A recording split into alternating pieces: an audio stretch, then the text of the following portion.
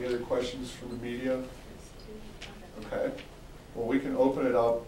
The candidates have consented to allow unrestrained questions. I'll still be a moderator here. Be gentle.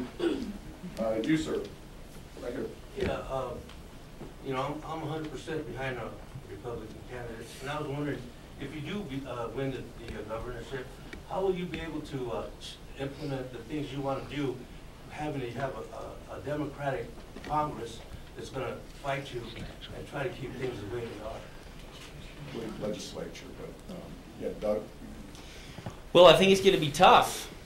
You know, I think that you know, we need a governor who can actually work with both sides. You know, I think that you'll find that if you talk, and Janice probably knows this, there are many, many Democratic legislators right now who are fed up with what's gone on in Santa Fe over the last 7 years.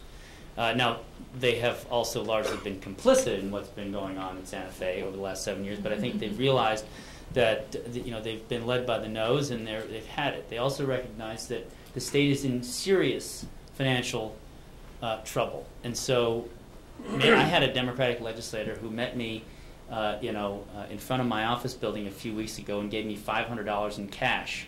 And he said, well, would you please not tell anybody that I gave this to you? I gave it back to him. But nonetheless, you have people in the legislature who are not Republicans who recognize that we need good, sound policy. They've had it with this administration.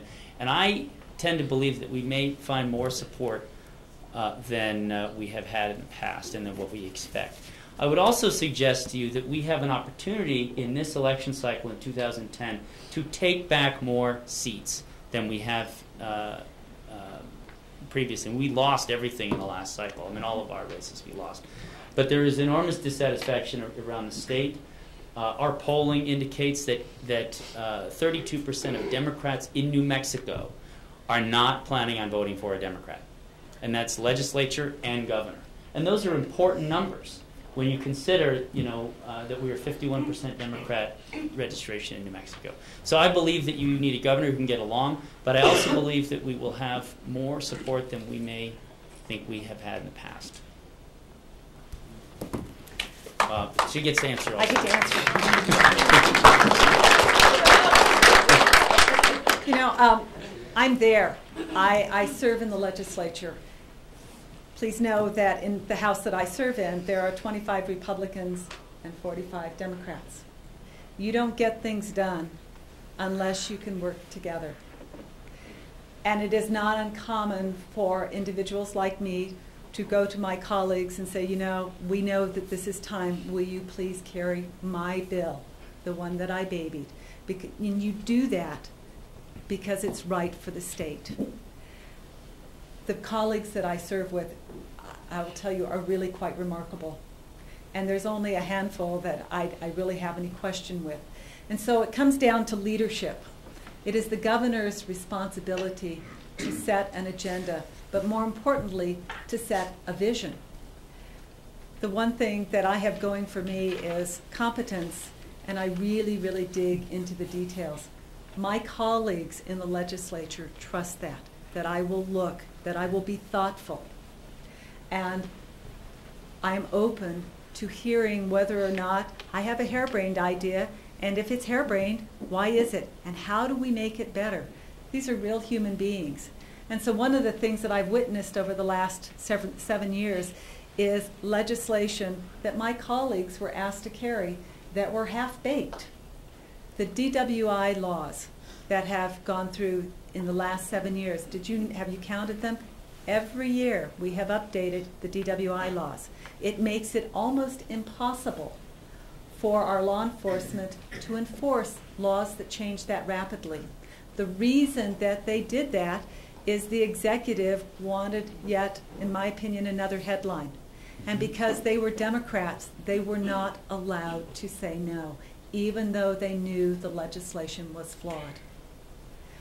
I simply approach it differently, and I approach the legislature with tremendous respect.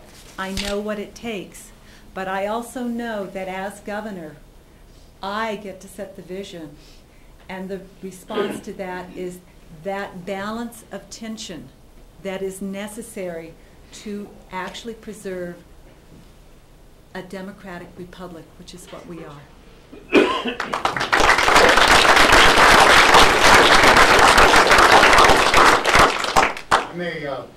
I may be the only country boy here, albeit an Albuquerque resident now. First question, do you know where Des Moines is? Mm-hmm. Good for you. And that's not Iowa either. Yeah, I know. My question is, do you have any plans to enhance economic development in rural New Mexico? Do I get that question first? That's Yes, great. you do. Actually, a couple of things. Let me go back to sustainability. I think our rural communities are vital. And so when I talk about connectivity, that's one of the things that I mean. Every single community in the state of New Mexico needs to be connected. They should not have to drive an hour or 2 hours for information. It should be available over the internet. What's really interesting is we have more fiber in the ground than any other state in the union, and it's not connected. So one of the things when I look at rural communities, the first thing I look at is their library, because it becomes the focus for making sure that we build a business case to give that connectivity. There are other issues, and again, let me remind you, we have entire communities that do not have power and they do not have running water. We had capital outlay that was squandered. It was supposed to have built out that degree of infrastructure. Because I don't think there's anybody in this room who thinks that we should have a community that is still hauling water that might be tainted in any way. But we didn't do it. Now, there is another role for our rural communities, and that is the sustainability of our state, and I hope you'll think about it. When we start driving communities, rural communities, out of where they live into the cities, we start losing our food production. We start losing some of the very things that are important, but we also increase the opportunity to share things like H1N1. I hope that when you look at our state, that you will revere the folks who are willing to live in rural communities, because they are providing your food, and it's really important. Thank you. Amen.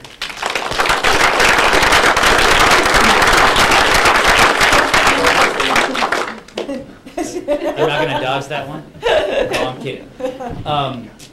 I agree with Janice in terms of technology delivery to rural communities. I mean, there are some amazing towns in this state, and very few people live there. But the traditional industries in those communities, in many respects, is agriculture, ranching, dairy, and those businesses in our state are being squeezed also.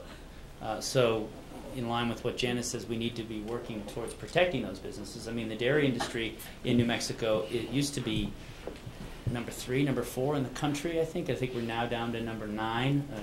Dairy just closed. Those are businesses that need more cooperation with the state. I think what we've done in New Mexico, and certainly industries such as agriculture and dairy, which have the environment department is involved, is we have created a very adversarial relationship between the state and those businesses that work in those communities to make it very difficult for those communities to do business. I was talking with our former Lieutenant Governor Walter Bradley, who represents Dairy Farmers of America, and he wants to help candidates and wants to get involved in this campaign, and he's afraid to. He's afraid to because he's afraid of having new policies and new regulations shoved down his industry's throat by this current administration as a threat. So we need a more engaged state government, a government that's involved and willing to work with local communities to come up with creative solutions that don't just mean putting a call center in the middle of nowhere. Because those are unsustainable kinds of businesses. They use up tax credits and then people leave and they don't pay very much. There are lots of businesses, fish farming, aquaculture, all kinds of things that we can be looking at around the state to provide jobs in rural communities that we need to put our energy into.